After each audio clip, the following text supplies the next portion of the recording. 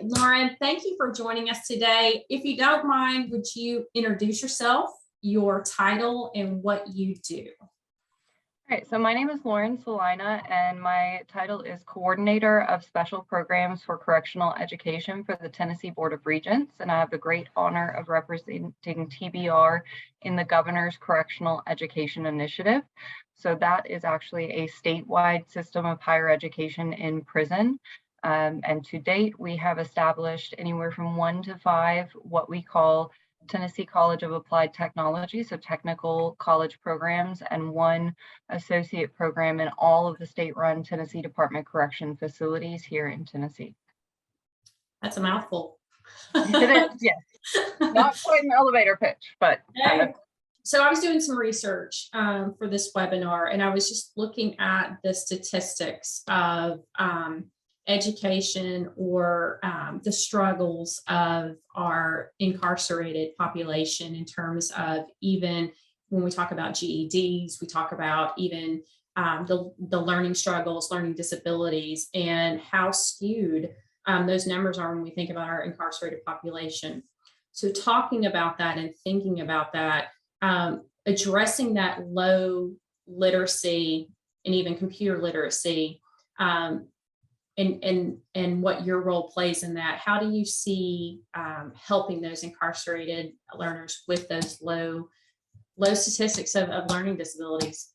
What's interesting is that we know that incarcerated learners trail their free world peers by every metric of academic success by around 10 points. So reading level, high school completion rate, things of that nature. But when you get learners who are incarcerated into college courses, they tend to excel their free world peers. We see huge GPAs. The faculty tend to love working with students. They're hungry for that education. And it's been said that these are students getting a second chance at education, but it's really a misnomer, because far too often it's their first chance at education. So we're really facing a large number of educational barriers in trying to address these students. On top of that, you have a large number of students who may have had some learning barriers that have been learning or disabilities such as ADD, like myself, that were just undiagnosed, right? And that can contribute to why they didn't achieve in a traditional educational setting. And in the incarcerated setting, it's incredibly difficult to get those diagnostic tests to even identify and address those barriers to provide disability services like we would in a free world college setting, even if we were able, which in our system, we're very lucky that we are able, but just that simple act of identifying and getting the resources. What we really are excited about ReadSpeaker being able to do is that it's just across the board, right? So every single learner is going to have access to the tools that they need to be successful, whether that's your student with a true barrier or your student that's just gifted and wants to speed that reading up to maximize their very limited time in the lab, because that's a challenge we face as well, is getting enough time in the computer lab or the classroom for our students to really study.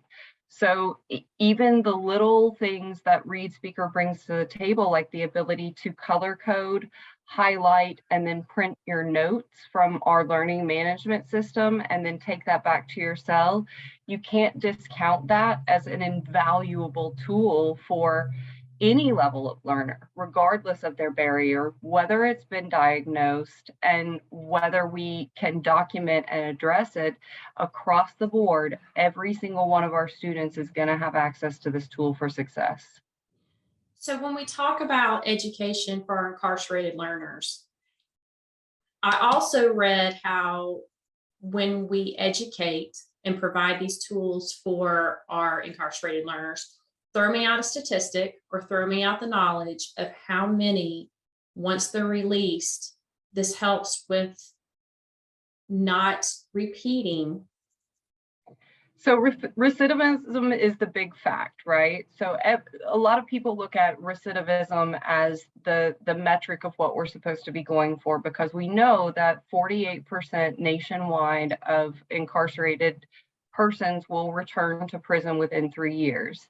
And really that's why Tennessee got into this, is we wanted to do better. And it's not that, you know, people just want to return to a life of crime. The American Bar Association has identified 48,000 collateral consequences of incarceration. So it's a misnomer that you serve your time and you're done and you get out and you go on to your free world existence. There's all these barriers facing you. But what we do know is that correctional education, or education received immediately upon release, will attack that recidivism number. So if you've gotten a technical or associate degree, it takes that recidivism down by 13 percentage points. A bachelor's degree, 35 percentage points. Wow. And to date, no one who's ever gotten a master's degree, either inside or immediately upon release, has ever returned to prison. Those are eye-opening numbers, I just have to say, because I mean, so much so when we think about providing tools for learners, it is a forgotten population to the majority when we think about these incarcerated learners, and to note those statistics and that these tools can actually help people, you know, that rate. I mean, even 13% is a huge number when you think about that.